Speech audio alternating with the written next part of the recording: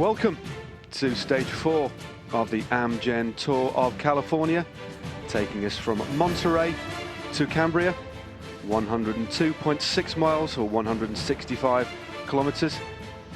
Some of the most spectacular scenery we're going to be seeing in this year's Tour of California, running south along the Pacific coast.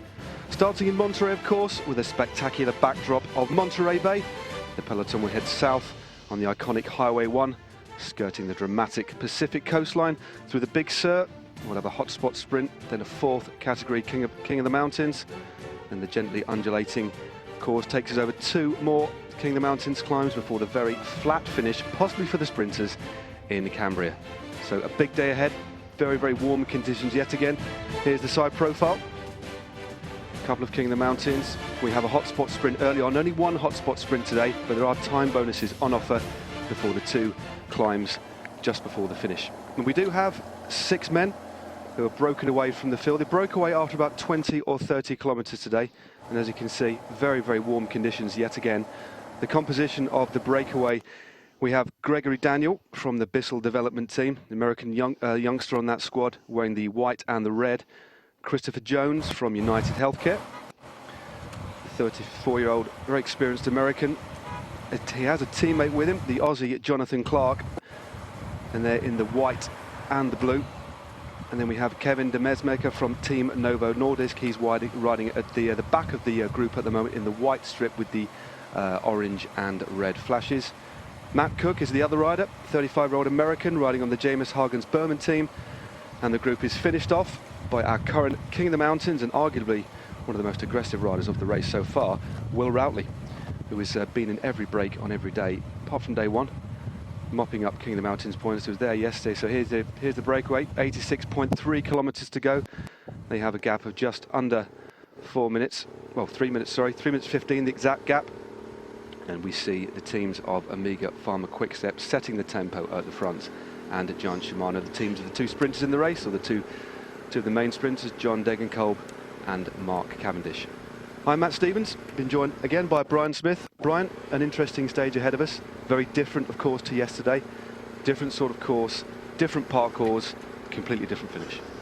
A beautiful stage. We follow Highway 1 all the way to Cambria, and I can remember this stage from a few years ago, especially when the Tour of California used to be in February.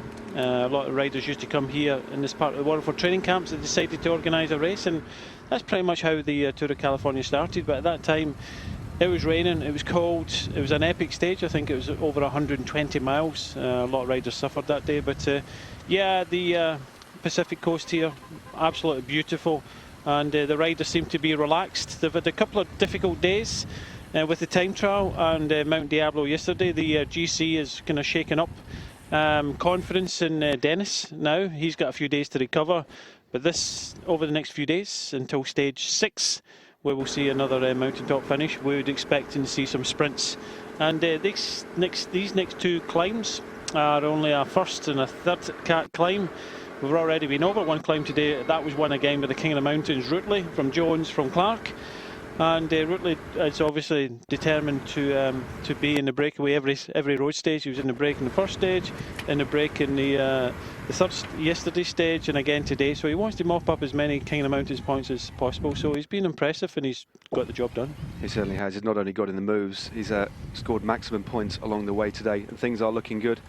I don't think the breakaway will be brought back too early. The sprinters teams, of course, liking the status quo as it is. And this plays into the hands of Team Sky quite nicely. They're not too bothered about the breakaway. I mean, the break, nobody is in anywhere near contention. 14 minutes. Bradley was 14 minutes is, as you say, the best in the overall classification. So they could let this lead go out. But the sprinters teams, of course, will want to keep it at around 3 minutes before they bring it back just before the finish. And as I said at the top of the programme, this really is a straight course. It's gently undulating all the way. There are a few climbs, as we said.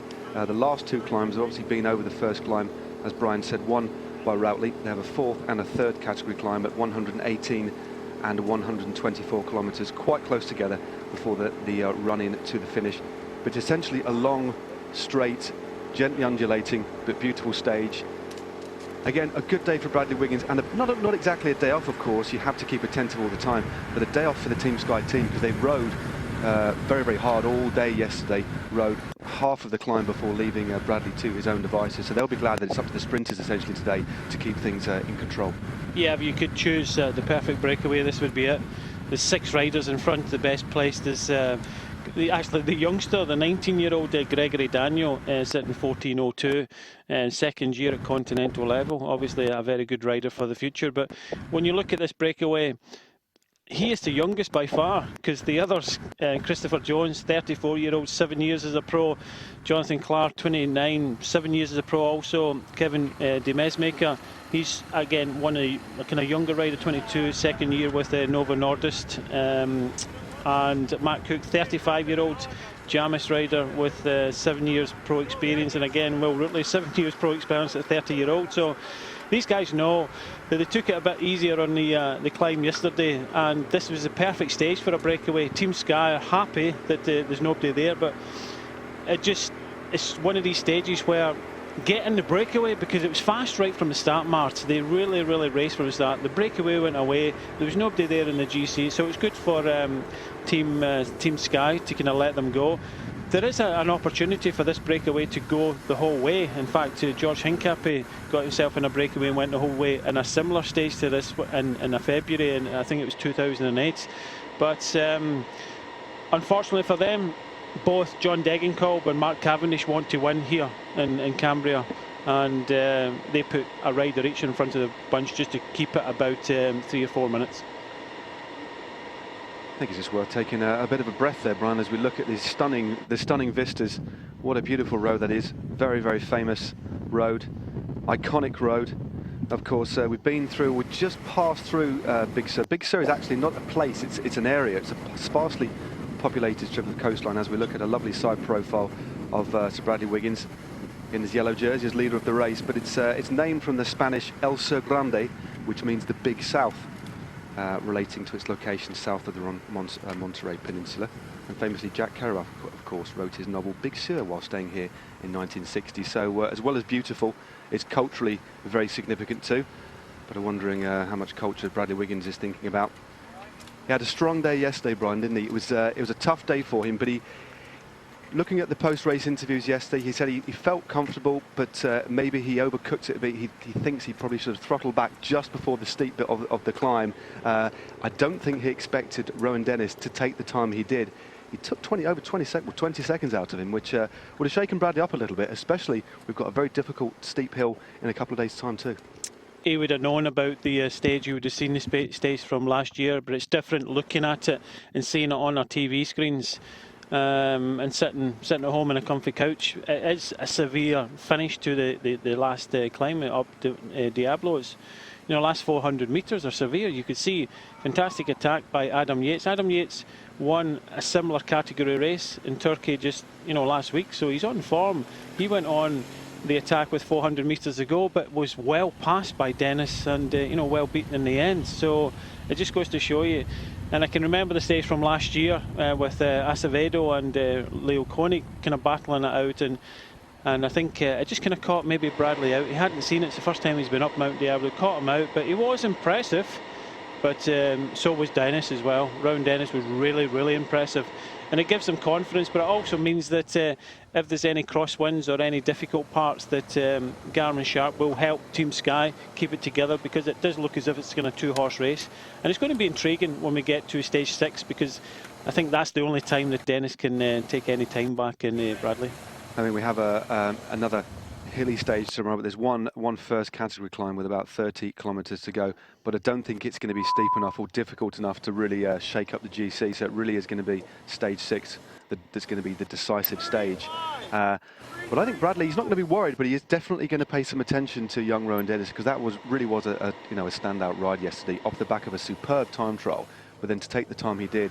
But he rode with quite a lot of maturity too. He's 23 years of age, but took the right opportunity. Adam Yates went very early, but Rowan Dennis timed it perfectly and finished, of course, with his jersey undone because of the heat. It was 93 degrees, but a very good performance yesterday, and one that no doubt Bradley Wiggins has taken note of. So I don't think they'll be trying to give him quite as much leeway in a couple of days' time. Side view there of John Degenkolb. Might be worth a few of you, if you can, in the break that's about to come up, go online and type in John Shimano cameras on bikes, and you'll find quite an interesting video, which me and Brian will discuss a little bit later, where there was some onboard video of the final sprint from John Degenkolb's bike, which is quite interesting. The UCI have now allowed for this race only a bit of a test in relation to onboard cameras. We'll take a very short break and let you admire the scenery for a few moments. Make sure you stay with us here on Eurosport, the home of cycling.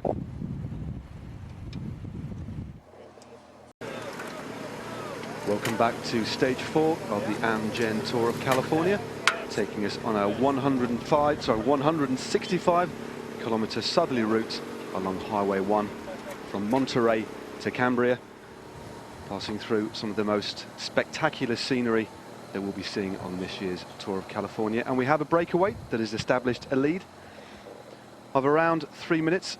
3 minutes and 10 seconds was our last time check. The riders in the breakaway: Gregory Daniel from Bissell Development, one of the very youngest riders in the team, and there we have them on the screen there. Christopher Jones from United Healthcare, Jonathan Clark also from United Healthcare, Kevin De Mesmaker from Team Novo Nordisk. He's riding in 3rd position at the moment in the white kit with the orange flashes.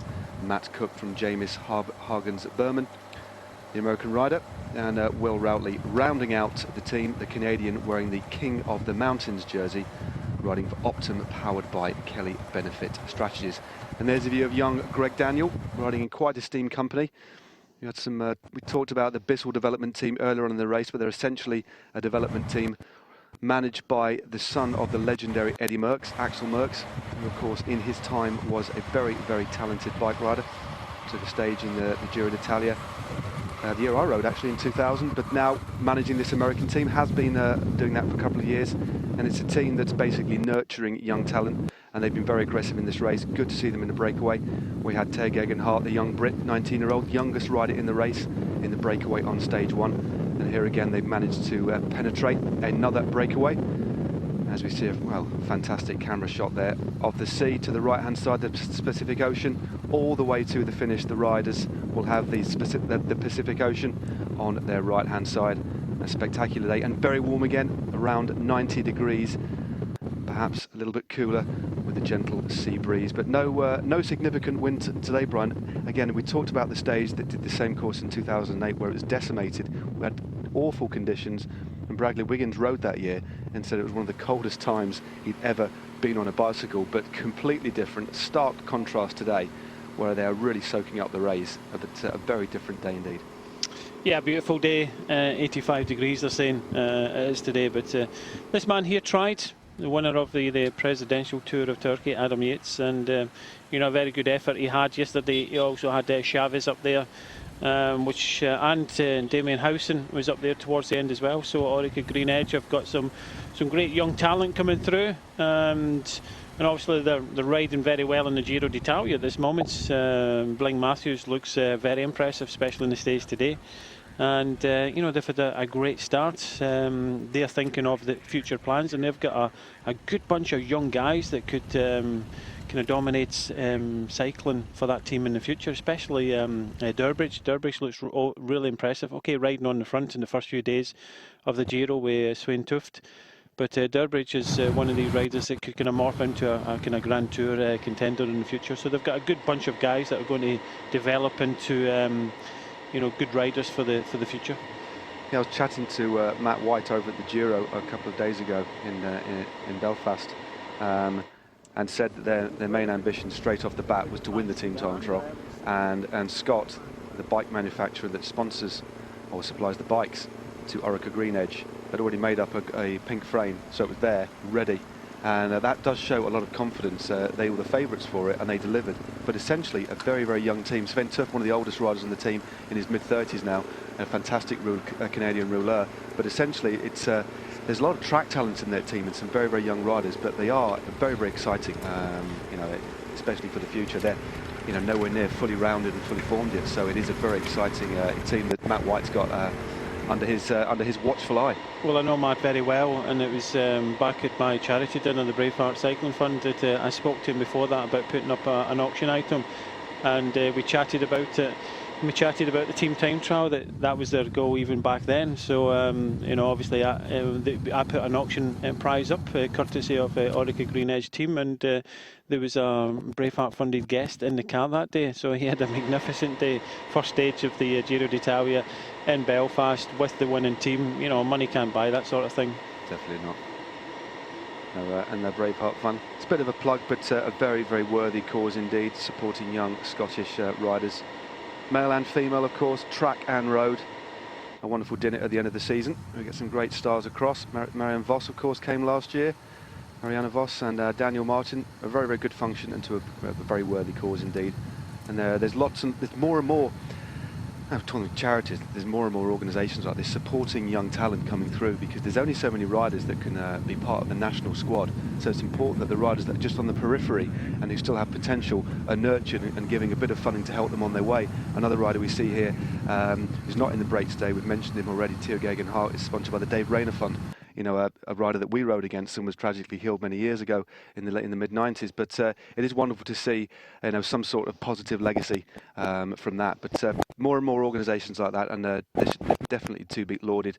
As you see, another young rider, fantastic ride yesterday by Lawson Craddock, the Texan, riding on the Giant Shimano team. He's not wearing his team kit today.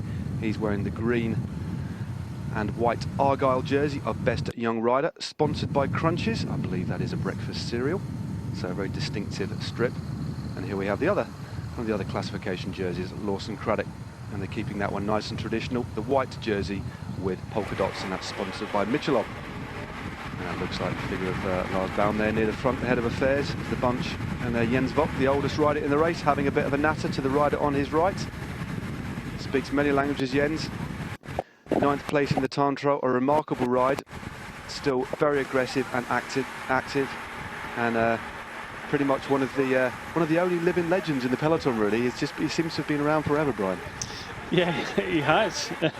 He doesn't seem to be around forever. He has been around forever, but just looking at some of the other riders in the peloton, you can just see. We talked about Jens. Good effort, we have to say, from Thiago Machado yesterday. We were talking about before it came on air. He's one of these riders that kind of flourishes in a kind of smaller team, if I can call NetApp Enduro one of the kind of smaller teams, second division team. So he flourishes in that sort of area. He wasn't always given the same opportunities in the teams he was in before, but he came up with the goods, and they'll want to try and keep him in third place throughout the rest of the tour, because it's important for them to podium there, because obviously NetApp is an American sponsor from Silicon Valley, so they want to show well. Good second place in the stage, but Machado, the Portuguese rider, is looking good. He certainly is. He's coming to this race in good form. 6th place on the general classification, including 3 top 10s on all of the stages. So coming into form just at the right time. And in the past, 3rd overall general classification of the Tour Down Under. 2nd in Giro Trentino in 2011, and twice 3rd in the Criterium International, including this year and in 2010. So a very talented climber. And I think to be fair to say, Brian, I know you were involved in that team in the past, but NetApp Enduro are constantly punching above their weight in terms of the infrastructure and the size of team and the budget. Yeah, they have over the last year and a half, I would think. Maybe an influence from some other riders and some, in the mentality and things like that, but they definitely have. You only have to look at, they kind of struggled at this first part of the year last year, but when they got the invitation to the Vuelta a España, they went there, and they really, the team time trial right from the start, with Alex Sanz Vega, the sports director, he really got them drilled, and they had a terrific team time trial, went on to win a stage where Leo Koenig finished 9th overall. So a great effort by the team, and they're now in the Tour de France, so big things for the Tour de France. And obviously starting in Yorkshire, get my fingers crossed out. Obviously not with the team anymore, but my fingers are crossed for Scott Thwaites, who is here at the Tour of California, and hopefully he may get the nod. I know there's still a couple of places up for grabs. They've kind of got their kind of 7 or 8, or they definitely get 7 riders. The last 2 places are up for grabs, and I hope Scott Thwaites gets his opportunity, especially with the Tour de France starting in Yorkshire. Definitely, it's going to be well, I'm very much looking forward to that coming, as are all the viewers on British Eurosports. And no doubt some other people from other countries will travel across too. It's going to be a special few days. And of course the final stage in the UK Manor will be in London. So a wonderful celebration of cycling over the 3 days. Here we are. I just noticed there that you can remember one of the races in Belgium where Boonen went on the attack and knocked off Lars Boom. Yes. Well, it just goes to show you the camaraderie between the peloton. They're actually sitting in the bunch having a chat with each other and all buddy-buddy now. There's not many grudges that are born for a particularly long time. That it is good. There generally is a lovely accord in the peloton. Most of the riders get on. They obviously are on the world circuit together, and the cycling season now longer than ever. From January right the way through to the end of October. We're going to take another break as we see some of the team vehicles after they've been through the feed. There's only one road. Only one road. Punting past the peloton on the left-hand side, no problems at all. The riders are very used to this.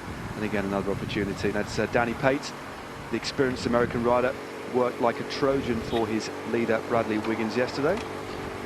We're going to take another commercial break. Go and grab yourselves a cuppa, but please don't go away. Keep it here, Darn Eurosport, the home of cycling.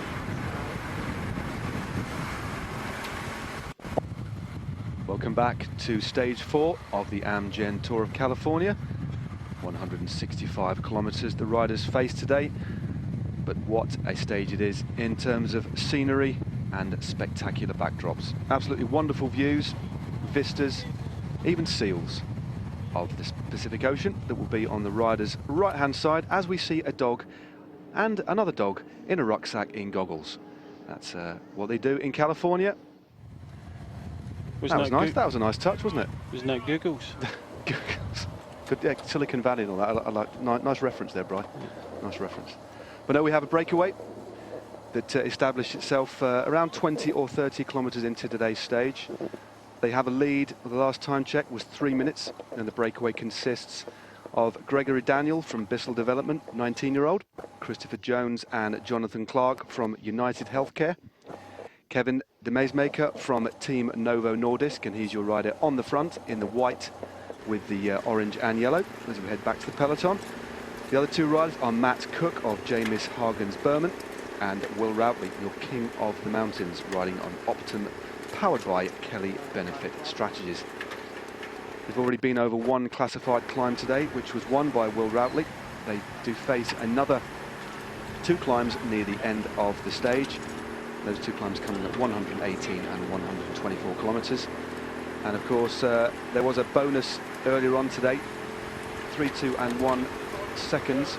We'll get that score through to you later on. It's not going to affect the overall classification at all, but more significantly at the finish today, as opposed to yesterday, the natural time gaps yesterday because of the gradient at the finish and that phenomenal climb. But there are 10, 6 and 4 seconds on offer for the finish today. As we see young Gregory Daniel, 19 years of age, one of the youngest riders in the race, pedalling away on the front of the breakaway. The lead still holding at 3 minutes. And of course, leader of the race, we'll just run down the classifications. Bradley Wiggins from Team Sky, still the leader after taking the yellow jersey after a powerful display in the time trial a couple of days ago. And Rowan Dennis from Australia, Team Garmin Sharp, in 2nd place, taking the stage yesterday. And of course, he was 2nd in the time trial, and on the first stage did come down in a nasty crash, but picked himself up and battled to the finish and is now very much in contention in this race. 3rd place overall, we have Tiago Machado, the Portuguese rider, riding on Team NetApp Endura at 1 minute and 5. Lawson Craddock is 4th, the Texan, riding for Team Giant Shimano. 1 minute 21, and 5th place on the general classification is young Adam Yates from Orica Green Edge. The Brit, already this year, taken out the tour, the Presidential Tour of Turkey, took a stage there and the overall classification. Very, very good ride from the youngster. Still very much in contention, but today could be a day for the sprinters. The latest gap, 2 minutes and 50 seconds to this breakaway, which are working very well. Doesn't seem to be too much wind. If you look out into the sea, can't see much surf. Not too many big waves. I wouldn't say it's quite like a mill pond, but it's certainly very calm as opposed to the last time we raced here. But Brian, the peloton bowling along quite nicely, still the rhythm being tapped out by the Omega Pharma Quick-Step team. It looks like Garmin Sharp in the mix now too.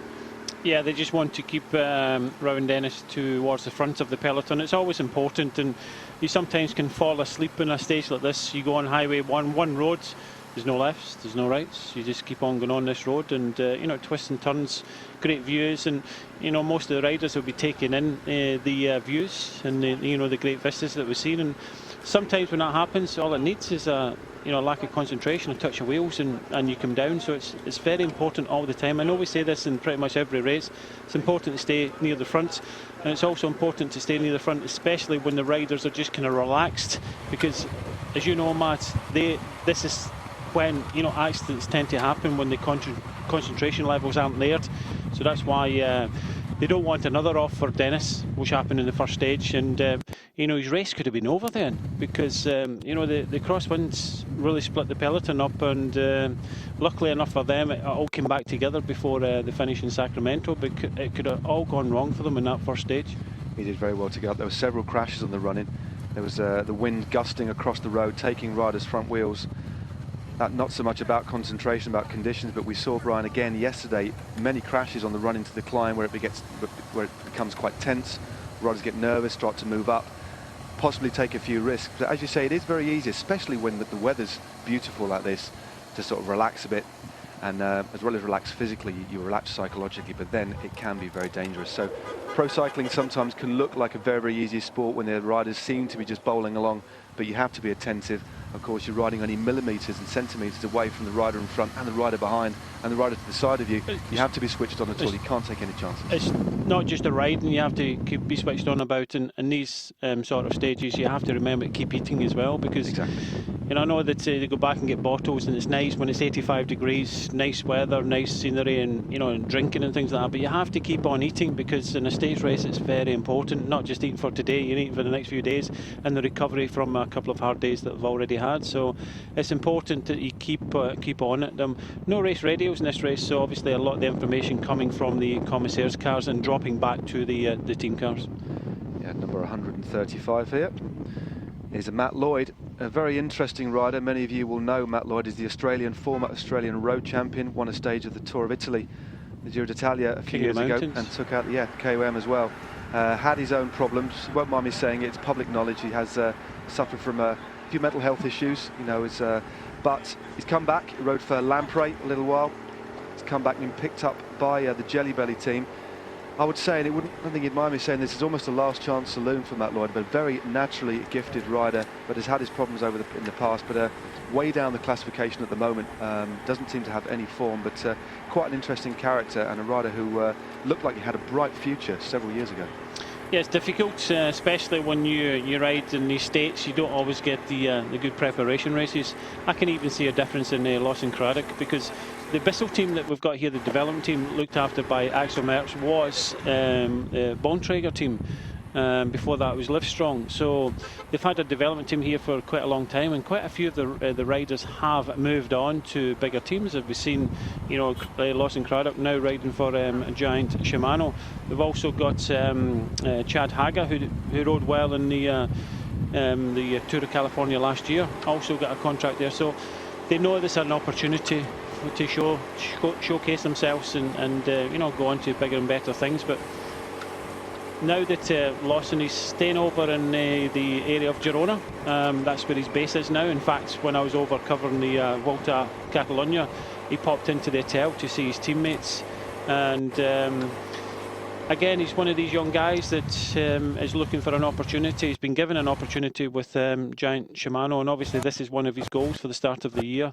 And he finished 7th in the stage last year in the Mount Diablo stage, and now he's up there in the general classification. So hats off to him. He's got his goals right, and I think Lawson Craddock is somebody that will go a long way.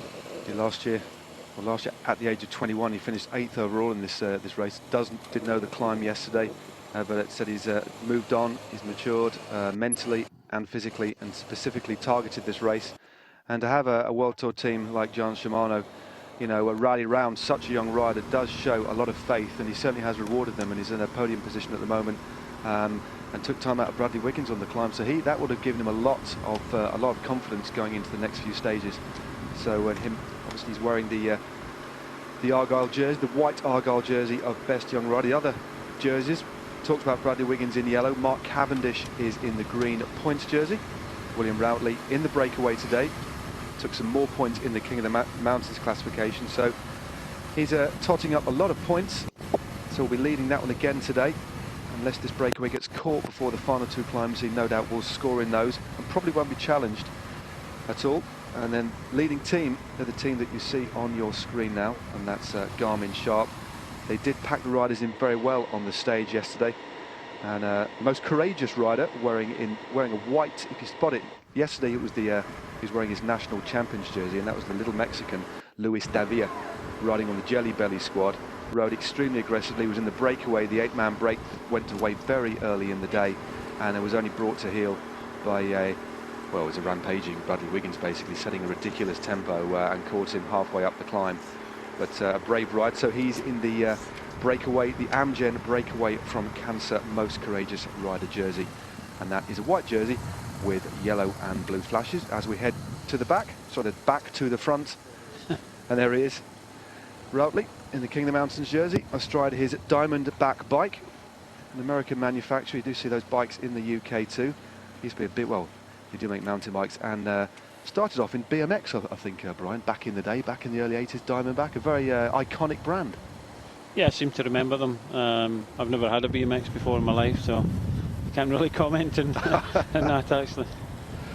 Fair enough. That's it. Ika Kamano, another very experienced rider on the Team NetApp Endura, dropping back to have a bit of a chat with Alex Sandsvega. Alex Sandsvega, a very experienced rider in his time, and a wonderful friendly chap.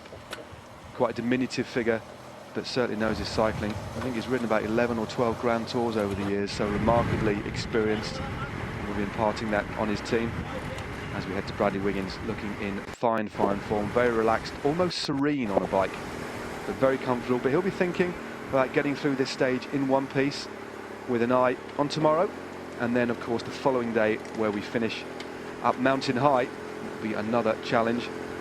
We were just looking to get through today, keep hydrated, keep fed and keep healthy, and keep on his bike and not deck it. That's basically what Bradley wants to do, hence riding at the head of affairs in the yellow jersey and surrounded by his teammates.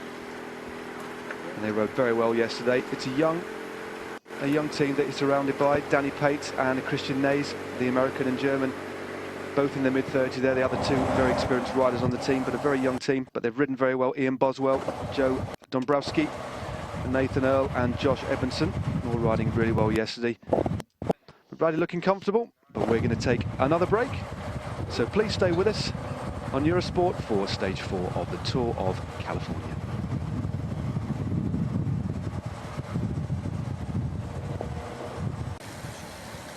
Welcome back to Stage 4 of the Amgen Tour of California. A 165-kilometre jaunt down Route 1, Highway 1, Pacific Ocean on the rider's right-hand side. A lovely, gorgeous backdrop to today's stage. We do have 6 riders out in front with the lead. The last check we had was 2 minutes and 35. We are having, we're in touch with Race Radio, and the graphics are slightly different, so there might be a bit of a contradiction there, but we'll keep you posted of the time checks we get from Race Radio. But the breakaway working very well together. They've already been over with a hotspot sprint earlier in the stage, and then a 4th category King of the Mountains. They still have 2 King of the Mountains climbs to come at 118 and 124. There are 4th and 3rd category climb before the finish at 165 kilometres in the small town of Cambria. And the composition of the breakaway, we have Gregory Daniel from Bissell Development, Christopher Jones and Jonathan Clark from the United Healthcare team, Kenneth de Mesmaker from Team Novo Nordisk, Matt Cook from James Hagen's Berman, and the breakaway is rounded out by Will Routley from Optum, powered by Kelly Benefit Strategies, and he's riding in the Michelob King of the Mountains jersey and has been one of the most aggressive riders of the race so far, getting in the early moves and taking those King of the Mountains points. And he's got a nice total at the moment, but we're in the cameras at the back of the bunch. We're in the midway through the bunch, or I should say at the front of the bunch, because that's where Giant Shimano are currently riding, looking after the interest and keeping the pace high of John Degenkolb, who took second place on stage 1 of this race in a very close finish with Mark Cavendish of Omega Pharma Quickstep. And that's why you'll see the Omega Pharma Quickstep riders at the front too. Just caught a glimpse of Cav there, and he's got a green jersey on, denoting leader in the points classification. And it's worth explaining that the points classification in the Tour of California is slightly different to the one in the Tour de France, where whether you ride a time trial, hotspot sprint or any mountain stage, you do get points. In this stage, in this race, there's only points on offer on the flatter stages. There's no points on offer on yesterday's stage, the time trial stage, or stage 6. But there are points available on the road too. So that's a little bit of an explanation of the points classification, which Mark Cavendish leads. So he'll be looking to finish well. He'll be looking to win. I don't think Mark Cavendish ever looks to finish well. He has one ambition, and that's to win. And he has a very capable and strong team around him. Tom Boonen, of course, is a teammate, riding on a bespoke paint job, sky blue Specialized bike. If you get an opportunity to have a look, it's slightly different than the Omega Pharma Quickstep team colours.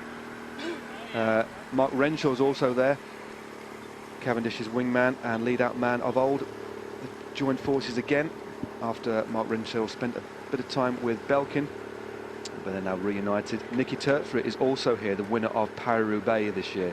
Matteo Trentin, the young Italian rider, took out a stage of the Tour de France last year. And then we have Guillaume Gam-Kuilsbroek and Quintilian of Verona, as well as Martin Velets. So a good, strong team, and that's Terpstra on the left-hand side there. I'm just getting information through. The gap is now 3 minutes and 15 seconds. We've seen, Brian, lots of riders drop back, obviously picking up bottles, as we can see here, giving the bottles out. In your time, this is, and in my time as pros, it's something we did. How does it work? How many bottles do you actually get on board? Because obviously you don't want to keep going back and forth along the convoy, especially if your team car is about 8 or 9 or even 15, 16 cars back in the Grand Tour. They have 22 teams. So what kind of tactics do you deploy? What methodology did you do? You know, let's tell the people at home how we actually sort of carried out that a quite interesting task. Well, normally it depends on the size of the team. In a Grand Tour like the Giro, you've got 9 riders. Here you've got 8. So if you go back to the car, you've got 2 bottle cages. What I used to do is I didn't like my food squashed in the pockets, so I used to put all my food and everything in the middle pocket, which left the 2 outside pockets for bottles. And I'd go back to the car. So you've got 2 cages, so a fresh bottle in each of the 2 cages, 2 in the pockets, and 4 or 5 down your back. In my day, the fabric of the jerseys was, you know, somewhat different to it is today, because sometimes when you put bottles down your the jersey now, they can actually slip, and we've seen riders kind of drop them out the bottom. So normally it depends on how many you've got in the team. So a race like this, if you go back to the team car in these conditions, you would pick up a bottle for yourself and 1 for each of your teammates. Some people do more, and there's been competition to see how many you can get, but you got to remember, once you take them out of the cool box, once you get them up to the riders, and I used to go to the front and then drift back. Some people give bottles out on the way up, and in fact I've gone back, I think it was a stage of the Giro d'Italia when I went back, didn't know the parkours, went back and got 8 fresh bottles, turned a corner, went up a hill, and I just ditched them all, and then went back after the climb. Some people have struggled with the bottles. I just ditched them all at the same time and went back and said, and you know, the sports director said, "That was quick. You know, the guys must be thirsty." He said, "Yeah, they are." So yeah, it's normally just give them out. And it's a nice service that you can give to the riders. Just give them a fresh bottle, because let's be honest here, after half an hour, the bottles are all warm, and there's nothing worse than in a very hot day, like similar to today and yesterday, is having an electrolyte drink that's just warm. And you obviously can't pour a warm electrolyte over your head either. Well, you can, you just get sticky. You just get, yeah, then if you get sticky gloves, your hands then stick to the lever hoods and the handlebars and get very mucky indeed. I did a very similar thing, and it was in the Giro. Drop back, one of the leading teams were chasing, so the tempo was quite high. The bunch was quite strung out. We weren't one of the best teams, so the team car was about 18th car.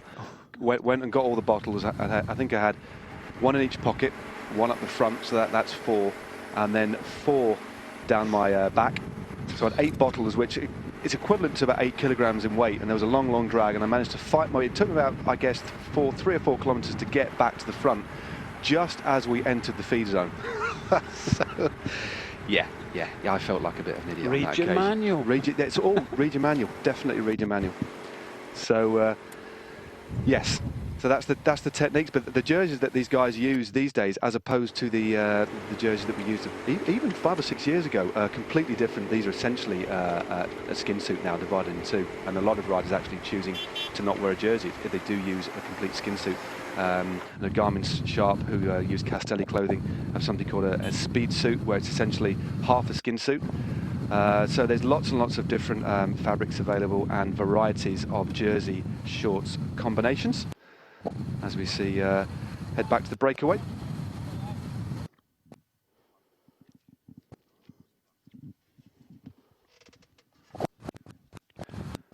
Stage 4 of the Amgen Tour of California, 165 kilometers from Monterey to Cambria along the Pacific coast. Some beautiful views here.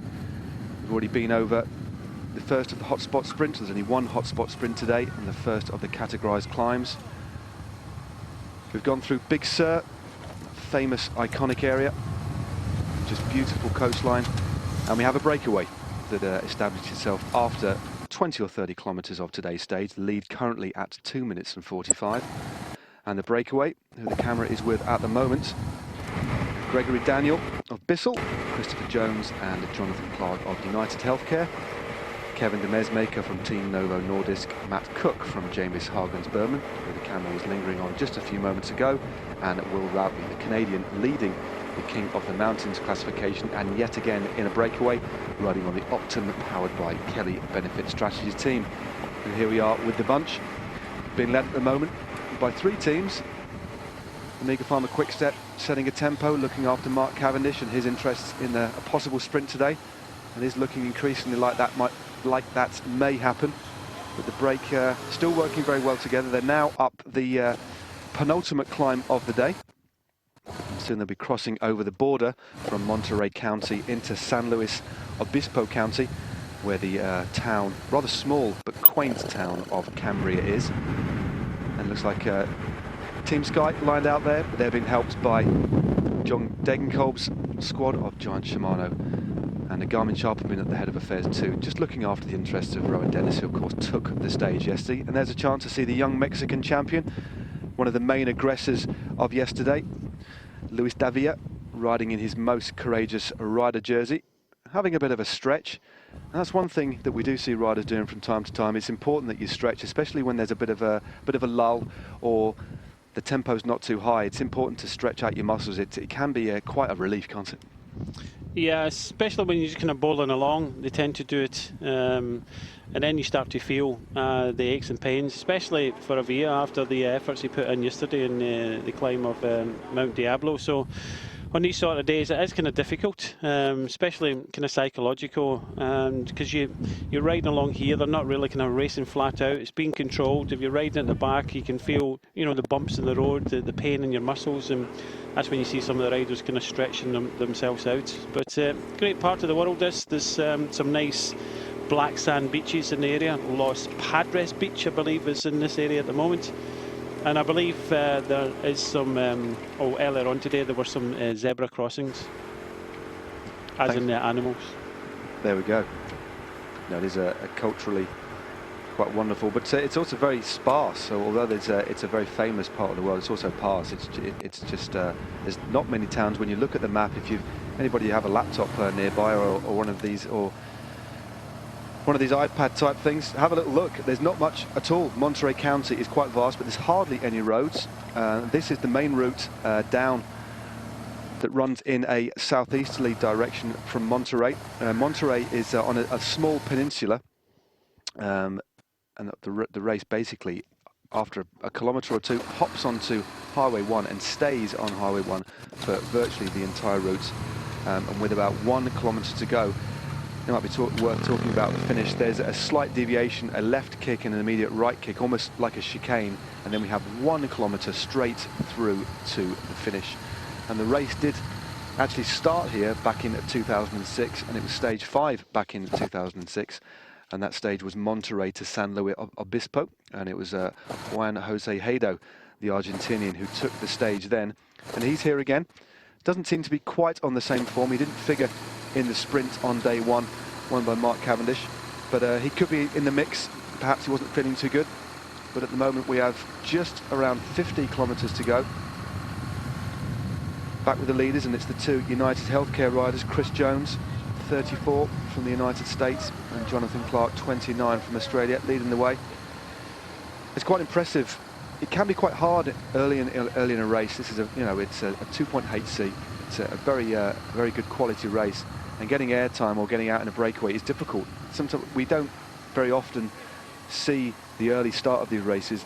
Sometimes Eurosport covers a stage in the Tour de France, from one of the key mountain stages from start to finish. But it's not very often we get to the start of stages, and it's important that we explain that it's a very aggressive and difficult part of the stage before the race actually establishes itself, isn't it? It's hard to get in a break, but for United Healthcare to get 2 riders in this breakaway is quite impressive. We did say at the top of the programme, very fast start today. There was a lot of attacks earlier on when we left Monterrey, and it did take a while for the break to establish.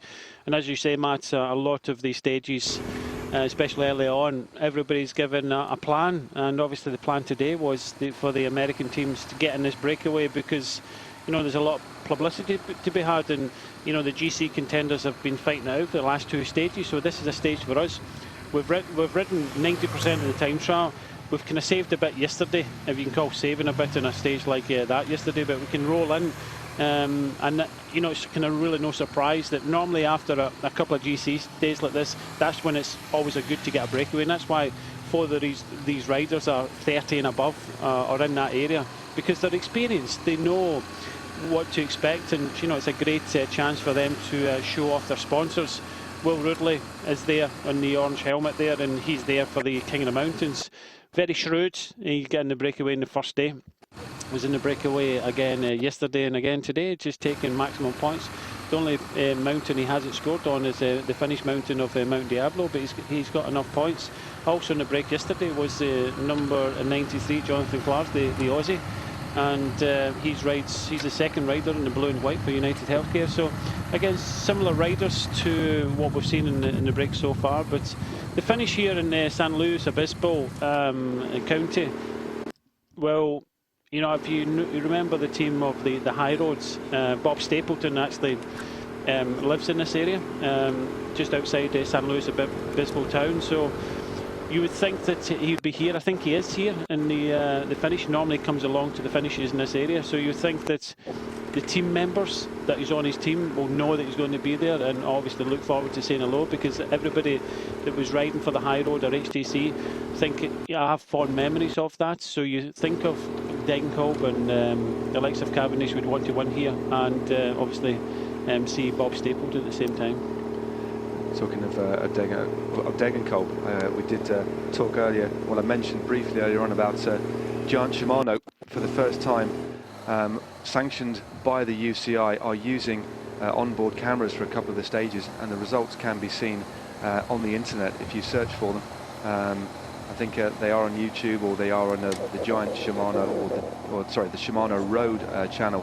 But what are your thoughts on that, Brian? It's only an experiment. We've been calling, I say we, I'm actually an advocate. I think it's a good idea, but I don't think it's a good idea all the time. I think on selected stages, it could be an advantage for perhaps selected riders, not everybody. But I think it's the way forward for the sport to give a little bit of insight. And also I think that we should be looking at possible telemetry as well. So I don't know what your thoughts are. I did watch the video, and it was certainly, I was feeling a little bit cameras, onboard cameras. I was a little bit disorientated and felt slightly sick because the camera was rocking from side to side, and of course the bike is going from side to side as the riders are out the saddle. I think the actual footage I saw with the onboard camera was the final kilometre. He had a camera in front, and he had a camera behind under his saddle, showed the riders just behind him, and I thought it was quite fascinating. What do you think? Do you think it's something that should be introduced in selective races or across the board, or is it something you're not a fan of?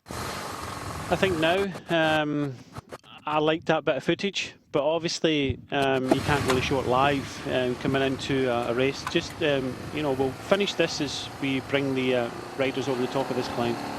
This is Will Routley, well, what can only be described as an extreme spurt of speed, a real rapid acceleration. He really is making this jersey his own. Looks over his shoulder, affords a bit of a smile, and is there he is, Will Routley, written on the side of his Michelin Ultra King of the Mountains jersey. He really has been one of the men of the race so far, riding out of his skin and really focusing on that jersey. And I don't think he's lost a mountain climb that he has competed in. So fair play to the Canadian. There is one more climb to come today, and that's in a few kilometres time. That was at, we reached that climb a few metres ago at 118 Ks, and there is another one in only 6 kilometres time. But the others in the group aren't really too bothered. They'll all come back together gradually. They should be all back together in a few moments' time.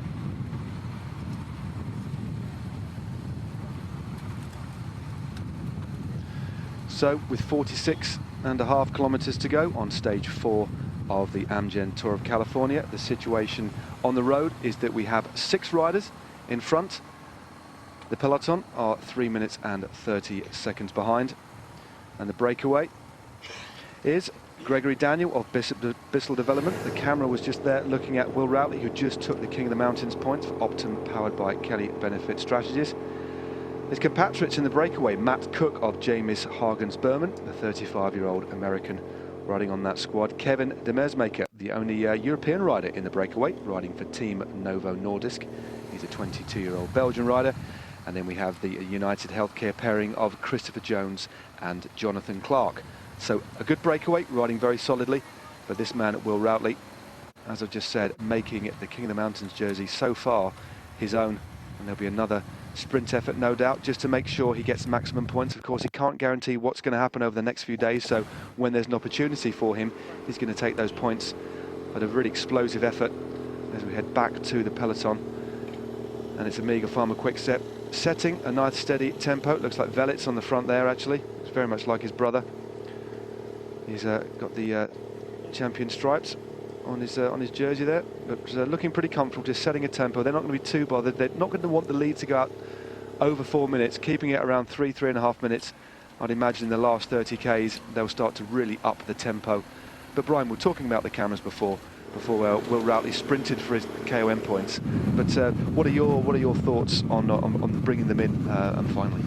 I like it. They've done it in the past. I can remember covering the Tour of Germany years and years ago when they had it on the bike. But it's all about the positioning of the camera, because it pretty much just showed a kind of wheel in front and, you know, just bikes. And again, it's all about the positioning. The John Degenkolb clip was nice and informative, but they also had sound on it as well. And obviously it was nice to see it, you know, him shouting to, you know, his team to go and things like that. But I know I've been involved with these type of sprints and things like that, so you have to kind of, you can't tell the riders, well, try not to swear, because it's one of these good point, yeah. It's one of these situations where you know, the blood is running, and, you know, through the veins of the riders, you know, if there's a switch or something happens, a shouting and things like that. So again, you'd have to be very good at the beeping system they use in television. You certainly would. You certainly couldn't do it live. That's a good point. Well, you had to mute it, wouldn't you? Definitely. Yeah, there would be a delay on it, and you'd have to do it. But yeah, I think it's good,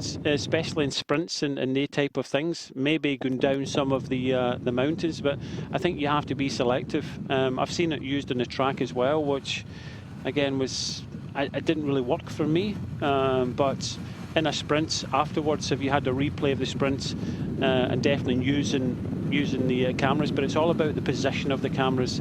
But for the first kind of test, I think I was impressed with it. Yeah, I think that's fair enough. I think. But I was a wee bit wobbly afterwards when I stood up and watched it. I was watching just on my laptop, and I did feel slightly nauseated by the experience and somewhat thrilled at the same time. It was a bit of a heady mix, really. Well, we'd probably get the worst person to put it on his bike.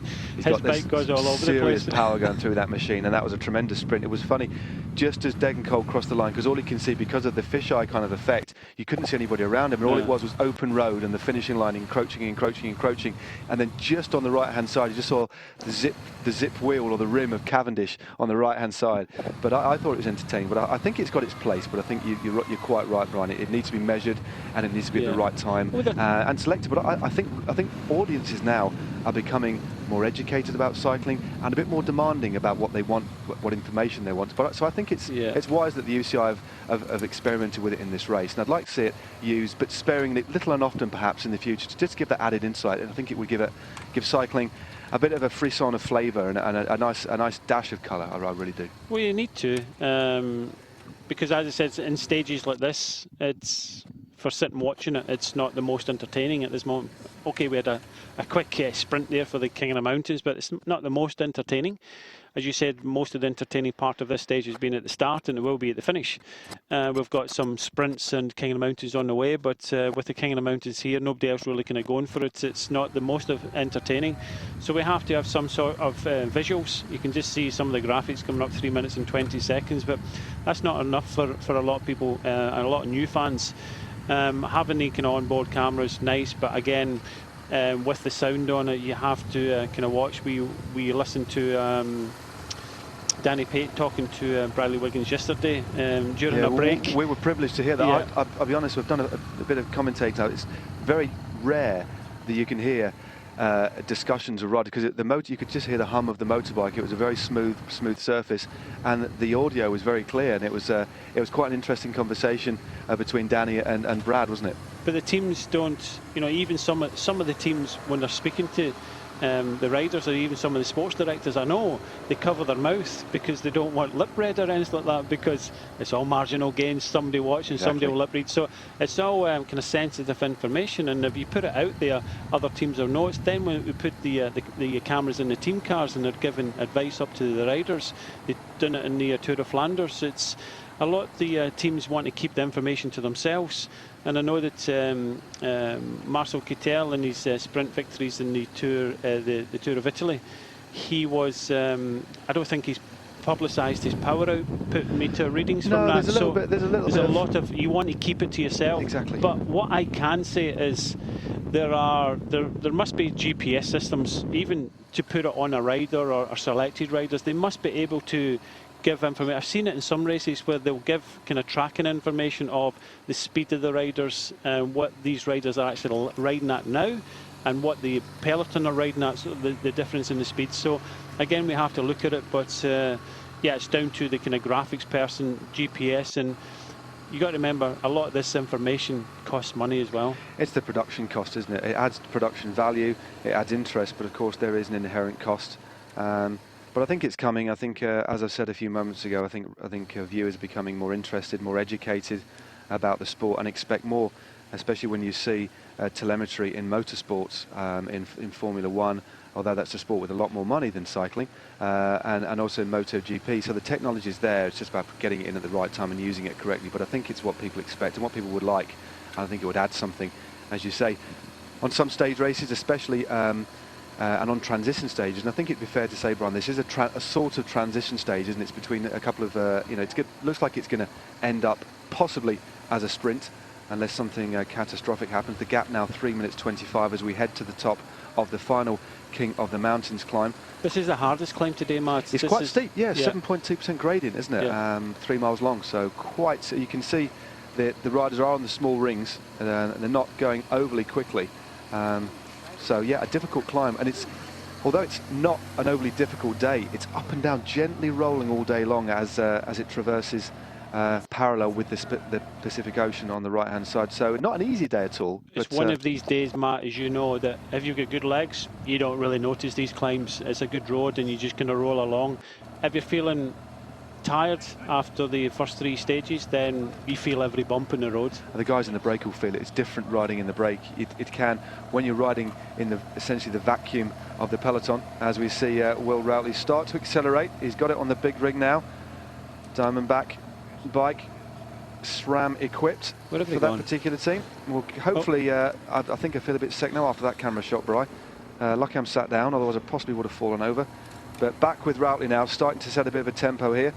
Well, it was his teammate from the Optimum team, Carter Jones, that won the King of the Mountains last year. So obviously he wants to keep it in the team, and is obviously giving a wee bit of advice, getting every break. Exactly. Well, Jones did sprint. He got second place on the other climbs. He's going to be close behind. I mean, the classification going in today, Will Routley was actually 18 points. We haven't got an updated total for you. 500 metres to go now. Rowan Dennis was second, but Will Routley chipping away at the points, and still a lot of mountain points on offer over the next few stages. So Will Routley not in an ideal position there for leading out, but what an acceleration. There was, again, normally you wouldn't lead from the front, but clearly the strongest guy on these climbs actually can afford to decelerate and roll over the top of this hill as the camera unfortunately freezes. But Routley, again, maximum points for him. 25 miles to go. Sits up out the saddle. He'll be pretty happy with that. Chucks off the bottle in almost celebratory fashion. Yeah, that was interesting. And now he hasn't got anything to drink by. That's an amateur mistake. No bottles on board now, but at least he's got the King of the Mountains jersey on. Yeah, I can afford not to drink in the last 25 miles, you know. Give me a Michelob up. Definitely. Good sponsor. A nice beer sponsor, of course, for that jersey. As we see Christian Nies just ahead of Bradley Wiggins. Looking very easy. Pedalling a lovely high cadence.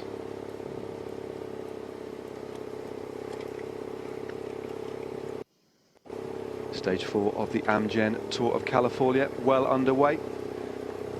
Coming towards the end of the stage, we've just crested the final climb of the day, and that was taken by the current King of the Mountains rider, and part of a 6-man breakaway for Will Routley from Optum, powered by Kelly Benefit Strategies. His 5 other breakaway partners, as we see now, as they drift round this lazy left-hander, just dropping off this climb now. And they'll be riding just above sea level once they hit the bottom of this climb. Some nice camera angles there. Not needing to brake too much on this descent. Conditions absolutely gorgeous. Bit of a sea breeze, not quite as warm and hot as yesterday. Yesterday we had a stifling 93, 94 degrees on the hellish slopes of Mount Diablo. A little bit of a sea breeze for the riders today to cool them down, but still up and around late 80s, about 86, 87 degrees today. But these riders still working very well together. And the rider on the back is Kevin de Mesmaker from Team Novo Nordisk, the young Belgian riding on that squad. We've mentioned Will Routley. The other riders are Matt Cook from James Hagens Berman, Jonathan Clark and Christopher Jones from United Healthcare, and Gregory Daniel finishing off the breakaway, the youngest of this break. And you can see their general classification times now. And he's riding for Bissell Development, so no riders in this breakaway a threat at all to Bradley Wiggins' lead. The only threat to Bradley Wiggins at the moment is, of course, Rowan Dennis, who took the stage yesterday. Thiago Machado at just over a minute.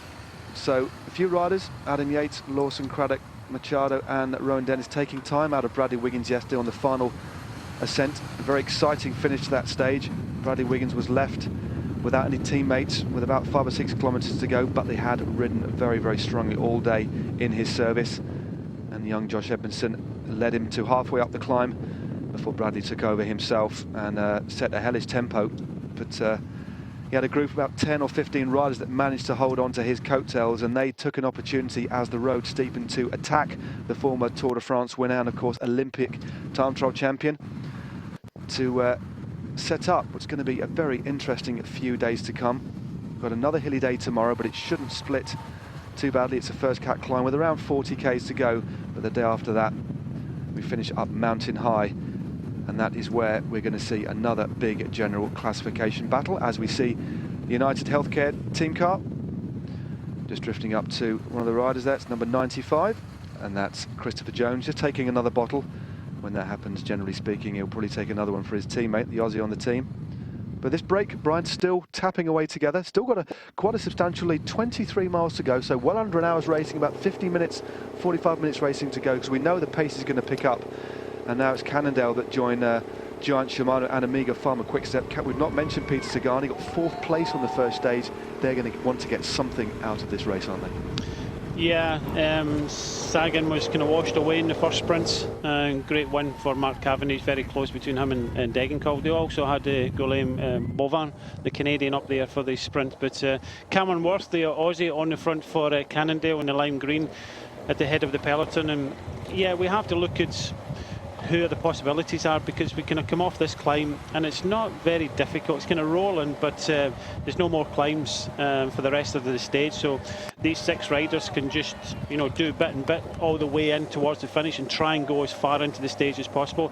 You got to remember this is kind of golden time for the sponsors, so you know, throughout the world everybody will be watching this and everybody will know, so they'll just want to try and stay out there as long as possible. Can they stay away? I don't think they can, and we have to look at Cavendish again for his second stage win. Degenkolb, very good second place. It was very close in the end, and they actually had the best lead out in the first stage into Sacramento. Peter Sagan, yep, put a man up the front. He's desperate to get his 11th stage win in the history of obviously the Amgen Tour of California. Hofland of Belkin, yeah, after 10 Dam, been up there yesterday crashing in the time trial. They need to get something out this race, especially with a sponsor like Belkin. And let's not forget the young Van Poppel. No, it certainly was a good sprint on the first day. Very exciting sprint. Difficult to call it. We thought Cav had got it, but we certainly weren't sure until we saw confirmation on our screens by virtue of a photo finish. And we did talk about the fact that Mark Cavendish won many races in his career, virtually all of them in bunch sprints, of course. But he couldn't call it. He didn't know who'd won. He normally can tell when he's won or lost, and he said that's the only race in his entire career. And if you think about, if you look back through his quite startling Palmares, that he couldn't call it. He didn't know if it was him or Degenkolb. Very close sprint indeed. But a different dynamic to that stage. There was another added dimension, wasn't there, to the stage. We thought it was going to be a bunch kick. We were quite relaxed in fact. And then, lo and behold, we had the crosswinds on the run into Sacramento. The race was torn asunder. Okay, it came back together again, but it meant that Omega Pharma Quickstep had a bit of a torrid time, and of course Renshaw then punctured on the running but managed to get in. So it wasn't the traditional. It was a bit fractious, wasn't it, the final run into that stage. Today could be a little bit more different. I think we're going to see 3 main lead-out trains, aren't we? Giant Shimano, Cannondale, and Omega Pharma Quickstep. It looks that way. I would think that Omega Pharma Quickstep would be very strong today. They were in the crosswinds, really pushing it in the first stage into Sacramento, and it was Terpstra, Bonin, and as you mentioned, Renshaw that came up and kind of saved the day for Mark Cavendish in the end. I've always been impressed with the Giant Shimano. They do a lot of training, do a lot of lead-outs, but at this moment in time, the head of the bunch have 1 rider from Giant Shimano, 1 from Omega Pharma Quickstep, 1 from Sky, obviously looking at the general classification, and 1 from Cannondale. So we would think that Cavendish, Degenkolb, Sagan are all up for it, as you would expect. We're going to see a battle when we come into Cambria, which could be a good stage for Luke Rowe, because Cambria, as everybody knows, is the Latin name for Wales, and he's the only Welshman in the race. Well, we're going to take our last commercial break, so please stay with us for the climax to stage 4 of the Tour of California. Make sure you stay with us. Thank you. Welcome back to stage 4 of the Amgen Tour of California. A gorgeous route taking us 165 kilometers down on Highway 1, skirting the dramatic Pacific coastline, as you can see. And we have a breakaway of 6 riders. The peloton being led at the moment by the troops of Omega Pharma Quickstep. And here we are with the breakaway. On the front, you can see number 93, Christopher Jones on the United Healthcare team. He has a teammate with him, Jonathan Clark from Australia. Kevin de Meersmaker just going through, number 118 there for Team Novo Nordisk in the white with the orange and yellow flashes. And Matt Cook from James Hagen's Berman is also there. Will Routley riding in the King of the Mountains jersey for Kelly Benefit Strategies. Is the other rider in the breakaway, 30 years of age from Canada, riding very aggressively. He's taken all of the mountains points along the route today. We've climbed 2 4th category and a 3rd category climb. That's all done. And the final member of the breakaway, sitting in 2nd position, turning a little bit of a lower gear than Routley, and it's the 19-year-old on the Bissell development squad in the white and red, and that's Gregory Daniel. A lovely view there. Just dropping off the final King of the Mountains climb. Will Routley there with 22 points in the KOM. But now Omega Pharma Quickstep are going to be working, no doubt, with Cannondale and with Giant Shimano to try and bring this back now. Not too far to go, probably 40 minutes racing. Actually, Team Sky is still helping out as well, of course. Bradley Wiggins in the yellow jersey, so the yellow jersey. I'm actually surprised, Brian, that Sky are actually putting men on the front here. There's no real need for them to do that. The breakaway is going to be brought back. Is that something they're doing for a reason, or is it just almost like a goodwill gesture to say, look, you know, you guys have ridden hard all day, we're going to stick something from Sky on the front? Because if it's, I thought it'd be more up to the, is it more of a political thing to do just to help out the sprinters teams? Just need to turn myself on there, so. Yeah, well, Cambria, as I said just before the break, is Latin for Wales, and you know, they have got a very good young sprinter in there, Luke Rowe, and I know that during the stages of the Tour of Turkey and the press conferences afterwards, Cavendish says you have to earn the right to sprint in this race, and you know, that was a wee bit of pop at Gardini. Because Gardini never put any of his riders up towards the front. So again, when it comes to a stage like this, and especially when you've got some of the kind of sprint hitters, the patrons of the kind of peloton like Cavendish, Peter Sagan, you have to put at least one rider up. Okay, they've got the yellow jersey, but it's always nice to put a rider up. You know, there's some publicity as well. You just don't want to kind of hide away in the wheels and let the sprinters teams up to. There is some publicity, and obviously this is a very important race for Team Sky, but it's earning the right to sprint. And I think that Luke Rowe maybe be thinking about trying to get involved with the sprint today, because it's been an easy enough stage for Team Sky. So I would think that he would be given the nod by Bradley, just to because he rode on the front for a lot of the stage yesterday. Depends how he's recovered, but in a stage like today, they've not really had it too difficult. Maybe they're thinking of giving Luke Rowe an opportunity to try for the sprint. Yeah, Luke Rowe, a big tall figure on Team Sky. Lovely, friendly chap. Very, very modest indeed. Very likeable character, but a powerful machine. Has ridden very well. He's taken another step up this year, I think, looking at his results and just watching him in the various races in the Spring Classics this year. We took 11th in Het Nieuwsblad, obviously won by teammate Ian Stannard, and Luke was in the mix for a lot of that race, attacked near the finish, riding in some quite esteemed company. I think it was almost a coming of age that race for him. He's riding very, very well indeed, and then was just outside the top 30 in Paris-Roubaix, was in the mix all day long. So a very talented rider, and it'd be good to see him given an opportunity, wouldn't it? Because as you say, Team Sky haven't had to ride too much today, have to rode the early part, but since we've been on air, it's primarily been the sprinters teams who've set the tempo. So it would be nice to see Luke Rowe sprint.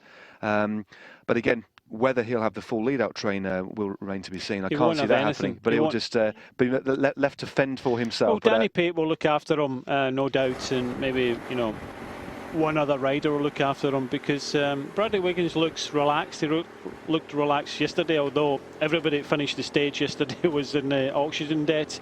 Very difficult to finish, but you know, the team are very relaxed in this race. It is a very good race. I've actually been obviously on site for this race a couple of times. Really nice race, really nice part of the world, and you know, the riders can relax somewhat, and Team Sky are fairly relaxed, and I'm pretty sure that just putting one rider up in the front, if Luke decides to have a crack at this, then fair dues. He's kind of earned the right, because obviously Sky are trying to bring this six-rider group back. It is going to be quite interesting, this running. Looking at the speed these guys are going, they're still working very well as a unit. Will Routley, who put in some really ferocious accelerations to take those King of the Mountains points, he's not giving up. Interestingly, yesterday, he did his work, got the mountains points. He knew what was coming up, knew he'd have nothing left in the tank. So he quite astutely, strategically dropped back from the breakaway, which then itself detonated on the lower slopes to save himself for another day. I'd imagine he was in the autobus and finished very lowly on the stage, but he's purely focused on this King of the Mountains prize, which is wonderful for the team. There are obviously only I say only, they're a continental team, but riding very well. But he's still getting stuck in, because I guess there is hope. If they keep driving, they're going to put the sprinters teams under pressure. We'll get a time check in a moment, but it's just dipping, I think, under 3 minutes. So looking at the current state of play, they're not going to be brought back to heel. Probably under 10 kilometres to go. It looks like it's going to be, I wouldn't say tight, but it's going to be nip and tuck, isn't it? Yeah, once the big boys start to put the firepower on the front of the peloton, this gap will come down very quickly. These six riders of Daniel Jones, Clark, Demesmaeker, Cook and Routley have been out front from a hard start right at the start of today's stage. Today's stage is 102.6 miles, so it's been a tough stage for the riders in front, but an easy enough stage for the peloton. But they'll put some big guns, some firepower on the front, and they can bring them back. The rule of thumb is for every 10 kilometres, roughly about a minute. But when these guys go, and but you can see there's a bit more impetus in the breakaway now. They're starting to think, starting to believe, and you know, everybody's committed 100% now. There's no sprints, there's no king of the mountains. Everybody's just trying to stay away for the finish and try and battle it out. But you're right, it will come down to inside the last 10 kilometres, possibly near the 5 kilometre mark when these riders will be brought back. But it's been a sterling effort for them. Looking at the time gap, with only 17 miles to go, on your screen we're seeing 3 minutes and 25 seconds. I would say, Brian, that's a very, very healthy lead. And it will be, if they do get caught, because they're riding very, very strongly. They've got strength in numbers. If it was a 2 or 3 man break, it would be a very, very difficult ask. But 6 riders all riding very strong on really nice, fast roads with not too much wind. It's a slightly easier situation than a headwind finish, for example, or a more hillier finish. They're looking good, as we see United Healthcare. We've got Jonathan Clark, Chris Jones in this break. Jonathan Clark was actually 5th overall in the Tour of Britain a few years back, so a very talented bike rider. One of the few riders riding with a beard actually at the moment. Seems to be a bit of a trend. Stage 4 of the Amgen Tour of California reaching its climax. We have a breakaway of 6 riders that went away after some early skirmishes. Went away early in this stage after about 20 kilometres and built up a lead of well over 4 minutes. It's now hovering at around 3 to 3.5 minutes. And the peloton are taking chase. Safely in the peloton at the moment is the race leader, Bradley Wiggins, in the yellow jersey of Team Sky. Rowan Dennis 2nd overall. And Tiago Machado lying in 3rd. The Portuguese rider on the team NetApp Endura, but the bunch being led at the moment by Amiga Pharma Quickstep, Giant Shimano and Cannondale. Peter Sagan 4th on stage 1, will be looking to rectify that and add another stage win to his tally of 10. He's the rider with the most stage wins, a remarkable tally. A few years back it did seem as if he could will it. I think there was 4 stages he won on the bounce several years ago, but this is one of the youngest riders in the field. Gregory Daniel, the 19-year-old American, riding on the Bissell development team. A great shot of him. Been riding hard all day. Nobody's sitting on at all here, Bright. They're all riding through and going very well at the moment. There's the time check, 3 minutes and 25 seconds, 16 miles to go. I think this is going to be very close. I think it's going to be maybe 2 or 3 kilometres to go before they reel them in. That's I'm putting my cards on the table, because this is a very fast bit of road. Obviously we have some big firepower behind Amiga Pharma Quickstep, Cannondale. Maybe other teams might come into the mix as well, because there's some other good sprinters. BMC, Taylor Phinney wants to get up there and try another sprint. He's a capable sprinter, was 9th the other day. He has no overall objectives. A little bit disappointed in the time trial, so maybe we'll see BMC. Thor Hushovd is a fantastic sprinter, so this is going to be an interesting finale. But now we've seen the time down to 2 minutes 30. These time checks aren't the most reliable. I must admit, we've got race radio as well in our ears, so when we get a more accurate time check, we'll keep you fully posted. But still a lot of momentum in the front leading group. Yeah, I was just about to say, they are travelling fast in this front group of 6. They've got the bit between their teeth and, you know, want to try and stay away as much as possible. The information will be given back to the peloton, so they rarely make a mistake. I know there's no race radios in this race, but they rarely make a mistake.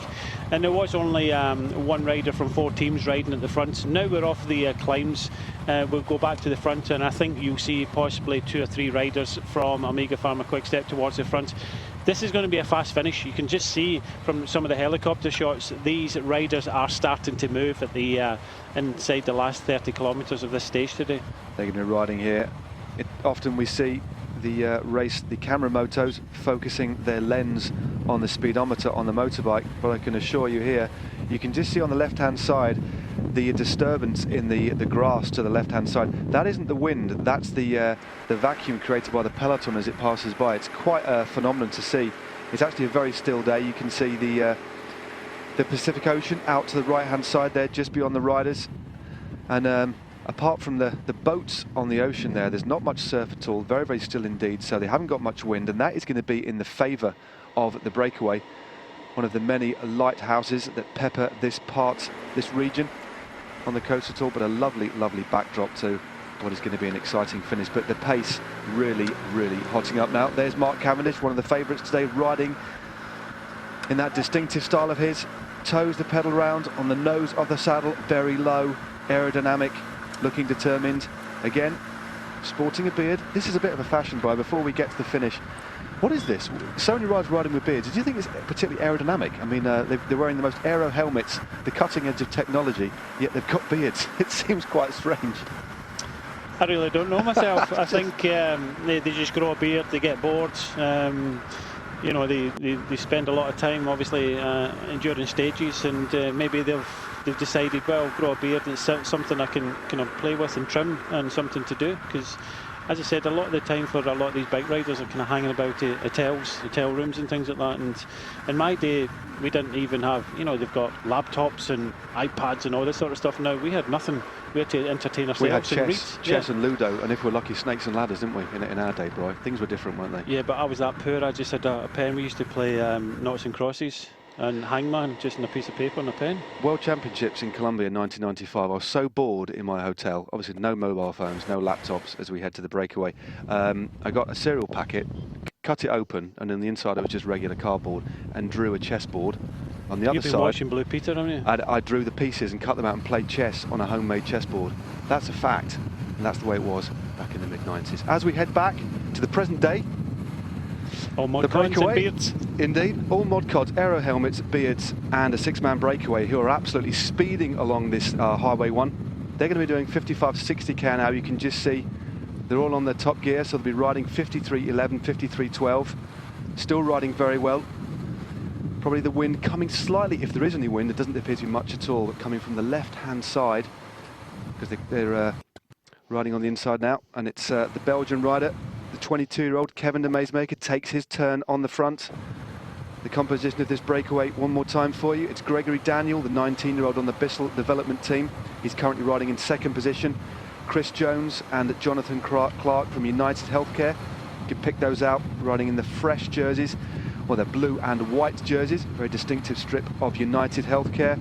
Kevin de Meesmaker, we've already mentioned him, riding in the white kit with the yellow and orange flashes, just trying to sprint to get back on the back wheel. Brian, that indicates, it's worth saying now, that is the speed. The rider's done his turn, he's dropped back, wants a bit of a rest, and then because the line's going faster, it's difficult to get back in the wheel, and he's absolutely on the limit. And the same's happening there for the youngster, for Gregory Daniel. It's like a team time trial that they're riding at the moment. The last 25 kilometres, like a team time trial. But unfortunately for them, they're on this type of road, and on these roads you can possibly see about 2 minutes back, so the peloton will have a visual on them. You know, they are the carrot in front, they'll see them up front. They don't really need too many kind of time checks, because they'll see them up there. But just as we say that, it's still the team of Omega Pharma Quick Step, and it looks as if it's there's been a bit of a change with Van Kersbroek towards the front, but Cameron Worth is still there for Cannondale in the lime green. But you can just see behind Giant Shimano, and as we expected, a couple of more riders from Omega Pharma Quick Step in the black. And there's a few bods from Team Sky. So this is Cameron Worth, the Aussie, riding in the lime green of Cannondale, looking after the interests of Peter Sagan. Had a good year, but not a spectacular year, Sagan. So he'll be wanting certainly to salvage something out of this race, and this is going to be one of those opportunities today. But perhaps a little bit too flat for him. And Degenkolb and Cavendish on fire on day one, and they certainly did distance Kittel. Sorry, not Kittel, of course. Kittel is retired from the Giro, hasn't he? But they certainly distanced Sagan on that particular day. But still, he's got his teammates at the front, so clearly he's got ambitions for the stage. Other riders worth mentioning: Fred Rodriguez, possible sprinter, riding on the Jelly Belly team, US champion. He's in the Stars and Stripes kit. And Juan Jose Hado on James Hagens Berman. And a couple of American outsiders, one being actually Argentinian.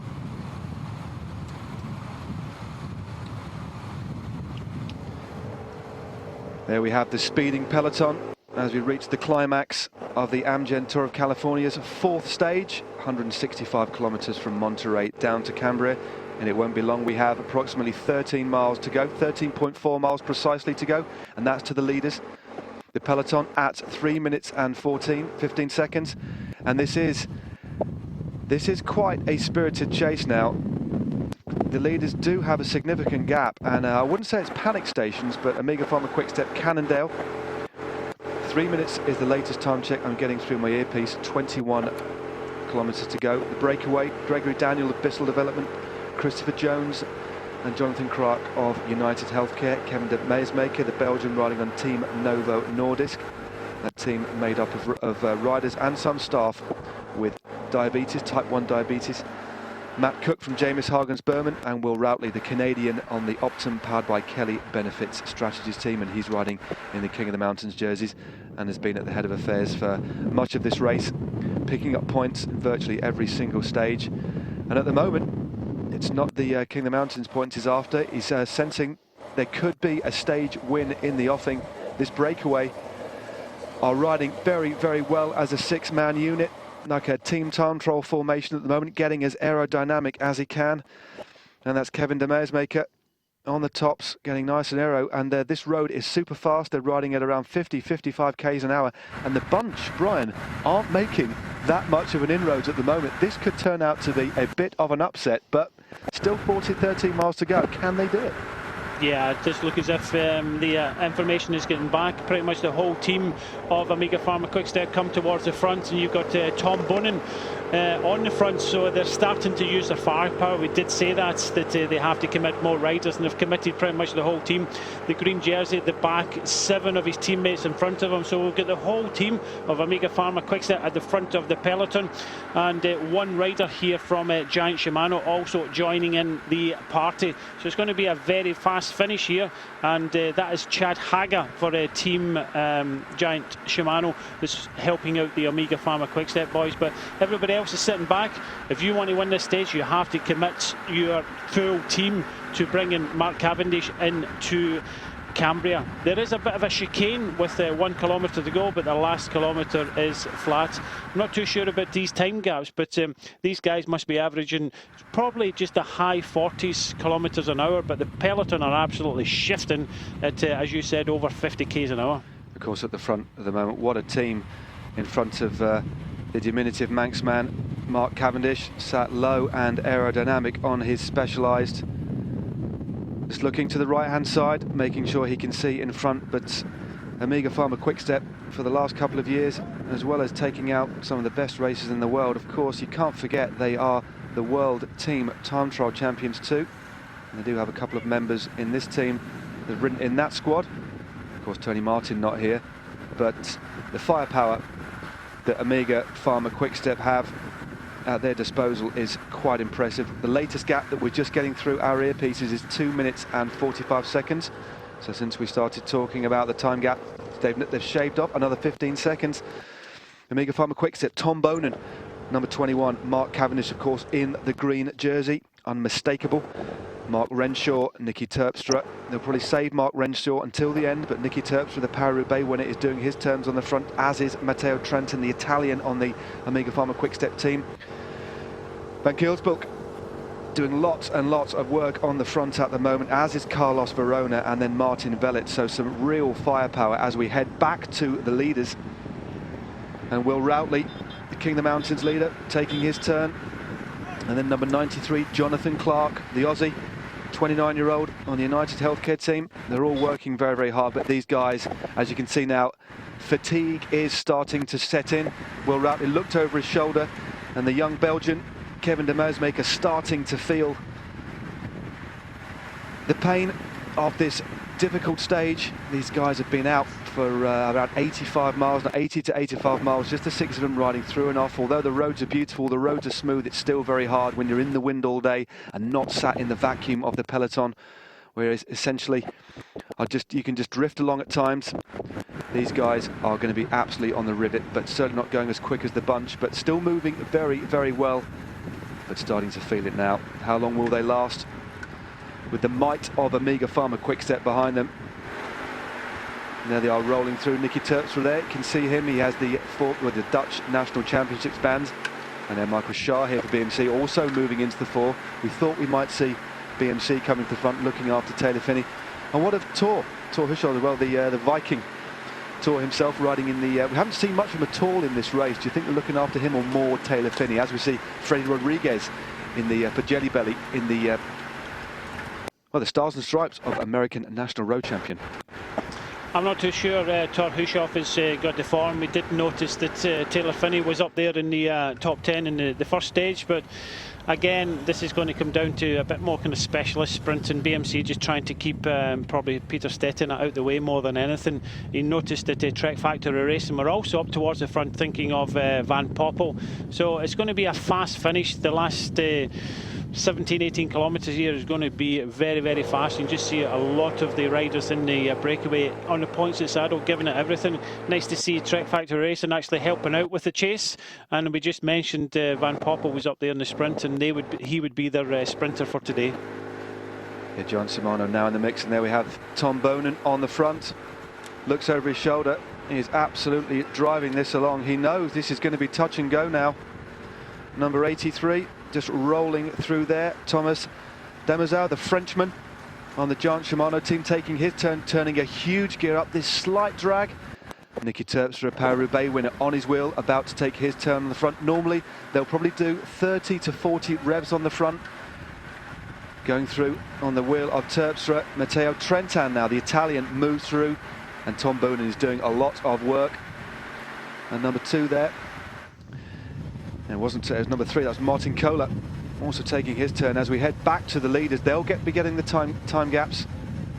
They'll know exactly what the situation is, but they're certainly not giving up. They still have a healthy lead.